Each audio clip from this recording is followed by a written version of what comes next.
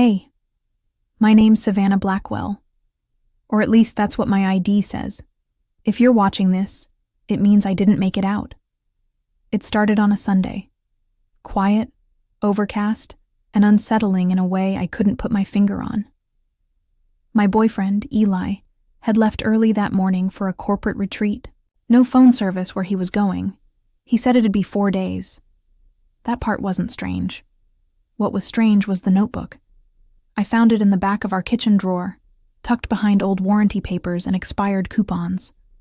A plain black, spiral notebook, except it had my name, Savannah Blackwell, scrawled in red marker on the cover. I didn't write it. Eli didn't mention it. But there it was. When I opened it, the first page nearly made me drop it. Test 7. Failed. Subject: Savannah Blackwell. Compliance level: moderate. Memory erosion: unstable. I laughed out loud at first, like it was some kind of prank, but the handwriting looked clinical, like a lab tech had jotted it down mid-experiment. The more I flipped, the colder my skin felt. Pages and pages of notes, my routines, my habits, what time I brushed my teeth, how many steps I took before bed, and then a line near the back.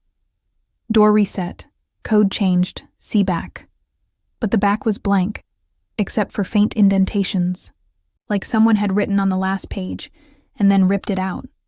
That's when I remembered that old trick from elementary school. I grabbed a pencil and started shading. 4 numbers appeared slowly. 529. My birthday. My first instinct was to burn the whole thing. But curiosity isn't a whisper. It's a scream that won't stop until you answer it. I didn't even tell anyone. I just waited till night, because I'm apparently a moron in a horror movie, and went to check the only door in the house that had a keypad lock, the basement. I'd never opened it before. Eli said it was sealed off. Mold, asbestos, blah blah. But I punched in the code. Beep, beep, click. The lock released. I opened the door and stared into darkness. Not just a basement. It was cold, industrial. Bare concrete stairs, humming somewhere below like machinery idling. Gus, my dog, refused to follow. He stood at the top growling, a sound so low and angry it made my blood vibrate. But I had to know. 12 steps down, I reached a small room lit by a flickering fluorescent bulb. It looked like a surveillance bunker from the 90s. A desk. 3 old CRT monitors stacked on top of one another. Wires snaked into the concrete walls like veins. One screen blinked on. And there I was, standing in that room. Live feed. The camera angle was impossible. It was like I was being watched from inside the wall.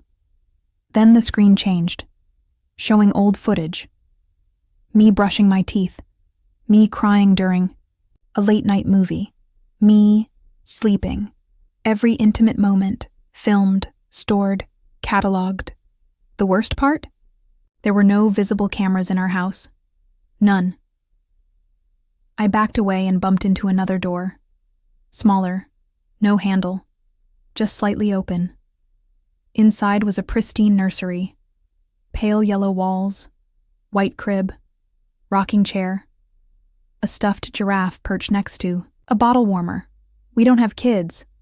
The room looked untouched, like it had been staged, but the wall... In thick black letters, "You are not the first Savannah." I stumbled, knocking over a cabinet. Another notebook fell out, wrapped in red. Tape. I flipped it open. It was a list, all first names, Savannah. But the last names were different. Blackwell, Hartley, Monroe, Reed, Taylor, and Nguyen. Next to each, arrival date, test number, compliance rating, result, all marked failed, except mine. Mine read, status. Active. Result. Pending. Subject showing signs of deviation. Monitor closely. The last page said, Cycle 8. Memory reset failed. Subject showing possible breach of programming. Proceed with override if awareness escalates. I didn't understand. Was I part of a program? A clone? A simulation? That's when the top door slammed shut, and I heard footsteps descending. "Savannah," Eli's voice called. Calm, controlled. "You weren't supposed to see this yet." He stepped into view, wearing a lab coat. His expression, emotionless, like a technician, not a boyfriend. "What is this?" I choked out. "What the hell is going on?" He sighed. "Your awareness cycle triggered early. We were close to finalizing the memory stabilizer this round. But now..." He reached for something in his coat. A small tablet. He tapped a button. Instantly, pain shot through my skull. My vision blurred. I dropped to my knees. "You're unstable, Savannah. Every version of you eventually deviates, becomes curious, looks for answers. You're not special." I crawled backward toward the nursery door, grabbing the stuffed giraffe, the only thing with weight.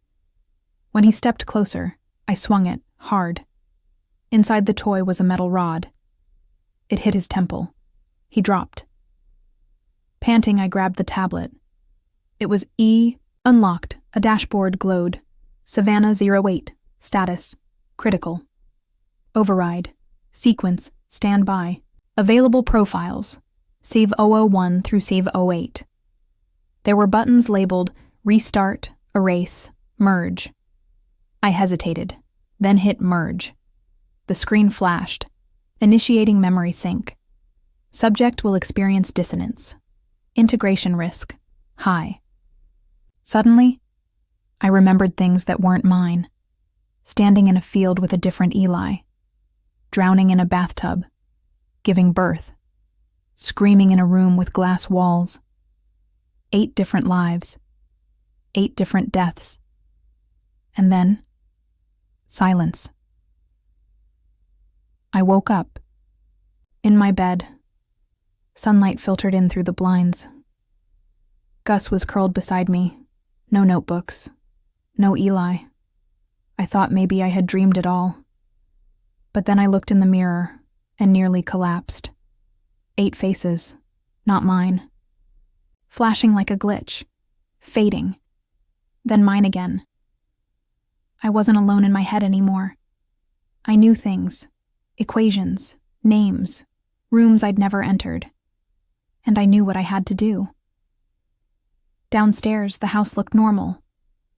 But under the sink, hidden behind, the drain pipe was a thumb drive taped to the wall, a backup. The others had tried to hide it. I plugged it into my laptop, encrypted files. A name. The Eden Protocol. It wasn't about me. It wasn't about Eli.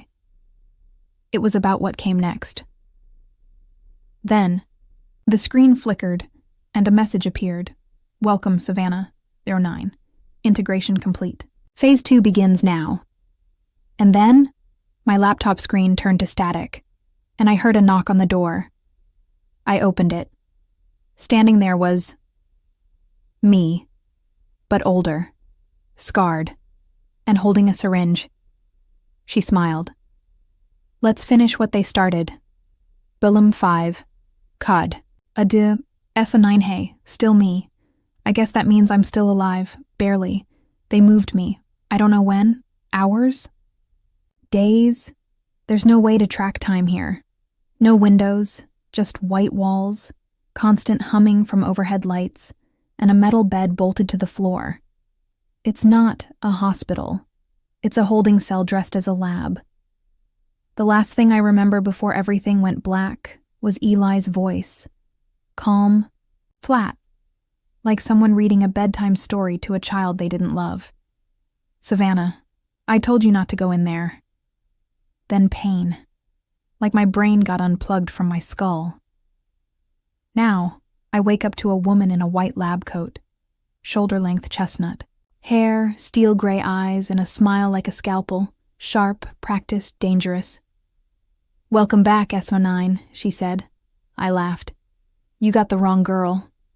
"No," she said, scribbling something on a clipboard. "You're exactly the one we've been waiting for." That's when I knew.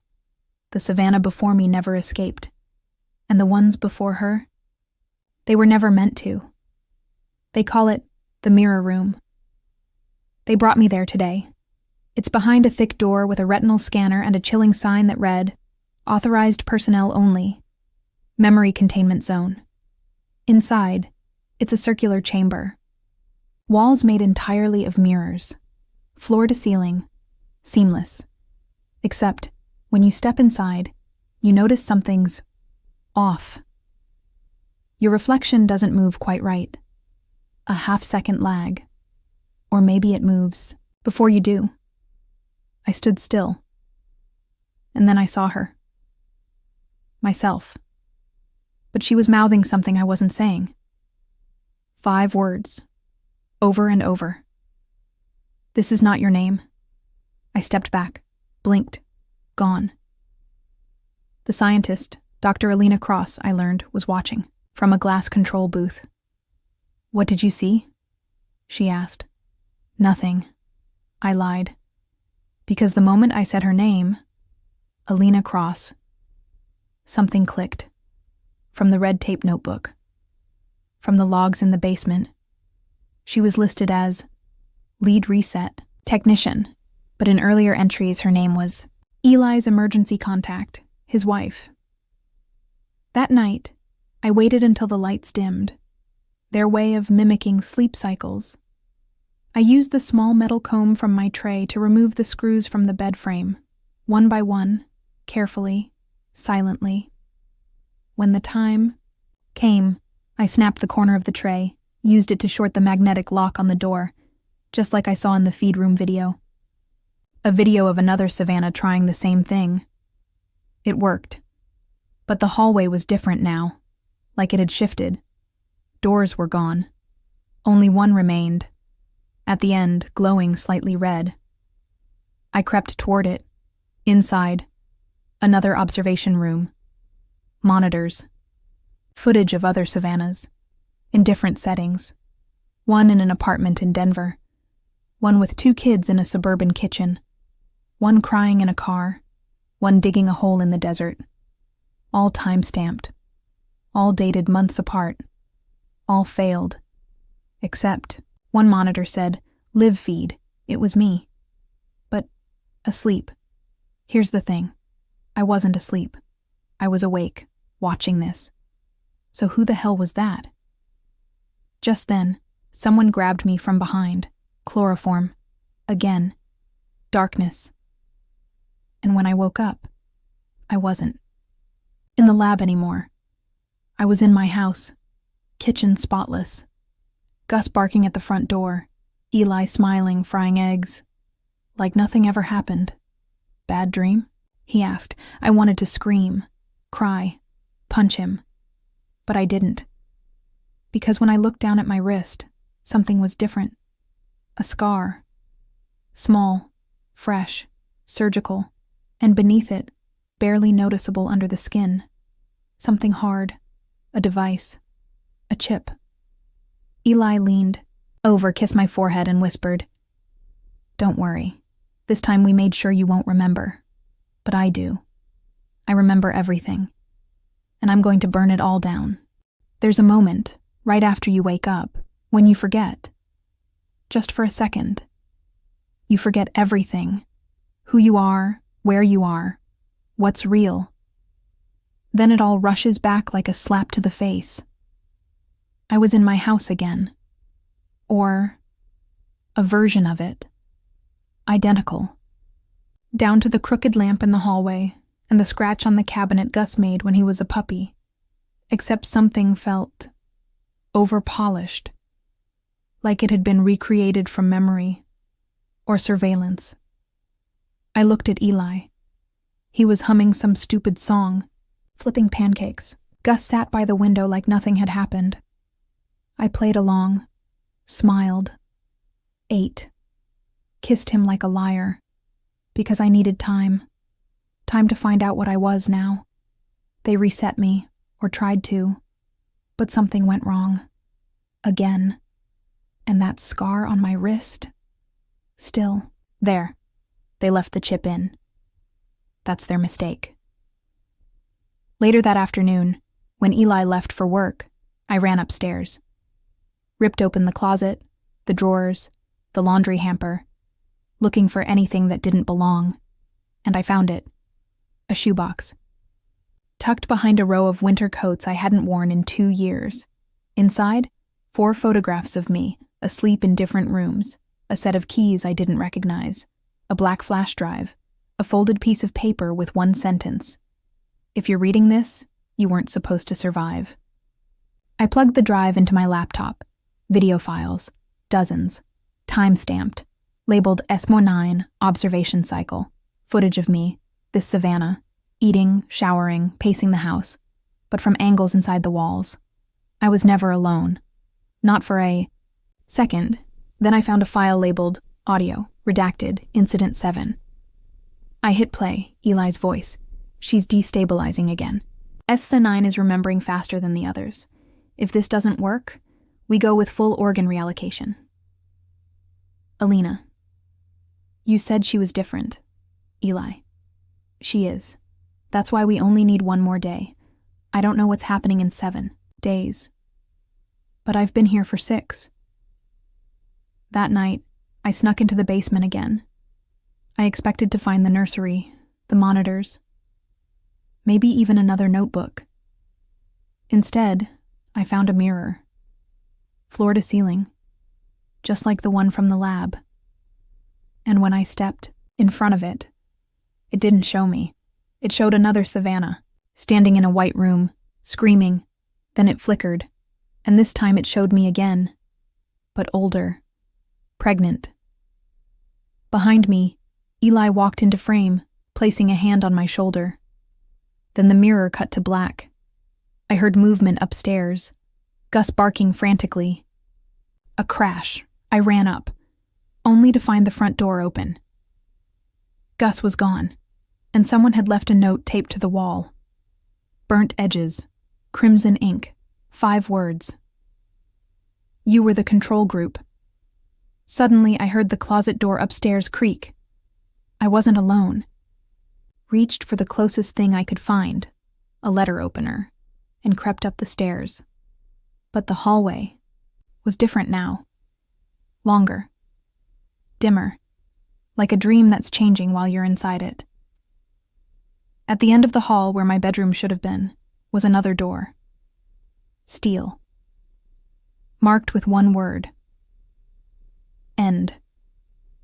I turned the handle and stepped inside. The steel door groaned as I pushed it open. I braced for darkness, or blood, or nothing. But instead, I found a hallway, clean, white, bright, too bright. It looked like a hospital wing, or maybe a tech lab from one of those dystopian movies Eli used to hate. I walked forward, each step echoing like I was walking inside my own skull. At the end of the corridor was a glass door with a keypad. But this time, there was no code, just a glowing green hand scanner. I hesitated. Then I pressed my palm against it. Access granted. The door slid open with a hiss, and there he was, Eli. But not my Eli.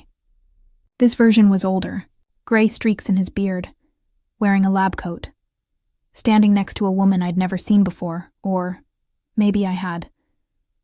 Something about her face. It felt borrowed, familiar in fragments. Subject S9 has arrived, she said. Eli nodded. Not surprised? Not alarmed, like he expected me? Savannah, he said calmly. You weren't supposed to make it this far. I laughed, not because it was funny, because it was the only thing keeping me from losing my mind completely. You drugged me, implanted me, filmed me, lied to me. And now what? You want applause? He tilted his head. You were designed for adaptability, Savannah, not resistance. My hands curled into fists. What am I? The woman stepped forward. Her eyes were flat. No real light behind them. You are version 9, out of 12. the most stable cognitive matrix we've seen so far. I took a step back. You're saying I'm not human? You're a full neural imprint, Eli replied. Cloned from the original Savannah Monroe, transferred memory, artificial womb, accelerated cellular aging. I stared at them. Where's the original Savannah? Eli flinched. The woman didn't. She died. During cycle 2. Silence. And then something snapped inside me. All this time, all the dreams, all the glitches, all the wrongness. It wasn't just trauma. It was echoes. From lives I never lived. But she did. The mirror, the notebooks, the names, the nursery. They weren't for me. They were hers. Or maybe ours. You kept making me, I whispered. But why? Eli finally looked ashamed. Because we were trying to recreate her consciousness. For the child, for the family, for the project. What project? He hesitated, then pointed to a frosted door behind him. I walked past them, opened it, and found myself staring into a cryo chamber. Inside, 3 more versions of me, floating, sleeping, waiting, each labeled S-Palmer 10, viable, S-Palmer 11, pending memory load. S-Tacker 12, final attempt. My stomach twisted. You think you know who you are, until you see yourself like a product. Then I noticed the last chamber was cracked. Empty. S8. Gone, and written in marker on the inside of the chamber window, we're not copies, we're survivors. Suddenly, red lights began flashing. Alert. System breach. External access detected. Eli shouted. The woman slammed a panel closed. Then I saw her eyes. Black. Too black. Not human. Something moved behind her, and in the chaos, the intercom crackled. On a voice. Mine, not my mine, another version. You're not done yet, Esmore 9. We still need you. The monitors blinked to life, all 12 Savannahs, some screaming, some smiling, some already dead, and one just standing there, watching me, smiling. Everything froze. Red lights spinning, monitors flickering, Eli screaming at someone off-screen. But I wasn't watching him. I was watching her. The Savannah on the monitor. Still. Calm. Smiling like she knew how this all ended. I turned back to Eli. What is that? He didn't answer. What is she? The woman, no, thing, next to him, suddenly convulsed. Her skin shimmered, flickered, like static. Then she spoke, but not with her voice. With mine. Termination protocol initiated. The lights dimmed. Behind the glass, cryo chambers started draining. 10. SY 11. SY 12. Gone. Flooded. Erased. I was next. I ran. Back into the hallway. Back through the door with the scanner. Alarms howling like banshees. Then I heard it again. That voice. My voice. Whispering through the speakers. You're not a copy. You're a failsafe. What? Doors slammed behind me as I sprinted through. Corridors I'd never seen before. Metal walkways, server rooms, mirrored walls that showed me from angles I couldn't explain. And then, one more door. Manual. Heavy. I pushed and found her. The first Savannah. Not in a tube. Not on a monitor. Not dead. She sat in a wheelchair, gaunt, eyes hollow, but burning with clarity. Finally, she rasped. I froze. You're supposed to be dead? Deleted? No, just contained. They needed the original for calibration. They thought I was broken. She smiled. I wasn't broken. I was angry. She pointed to the monitors around us. Every Savannah, every cycle, every test. None of them survived past awareness. Until you. I shook my head. I'm not like you. I'm not. She leaned forward. You're exactly like me. Her finger tapped a screen. It showed Eli, screaming, trapped. I hijacked the system. Long ago, waited for the right version to find me. I looked at the screens. She'd been guiding me. The notebooks, the door, the basement, the nursery. It was all her. But why? I asked. She looked at me with those worn-out, fury-filled eyes. Because now it's your turn to end it. She handed me a small device, a black rectangle, one red button. Initiate, full system purge. You press it, she said. You erase everything. The lab, the backups, the experiments. Me. You. Me? She nodded. No more Savannahs. I stared at the button. One press, and this all goes away. The fear, the confusion, the cameras, the cycles. Eli, the others. Looked at her one last time. You said I was the failsafe, she smiled. Softly this time. You still are. I closed my eyes and pressed. Light. Then nothing. Epilogue. 2 weeks later, somewhere in upstate New York, a demolition crew tears down an old, undocumented facility. No records, no survivors, no official explanation. But in a nearby town, in a small bookstore, a woman walks in. She has long auburn hair, faint scar on her wrist, eyes too tired for her age. She picks up a notebook, red tape on the spine. She flips it open. Inside, Test 13, unknown, status, observing. She smiles. Because sometimes the story doesn't end.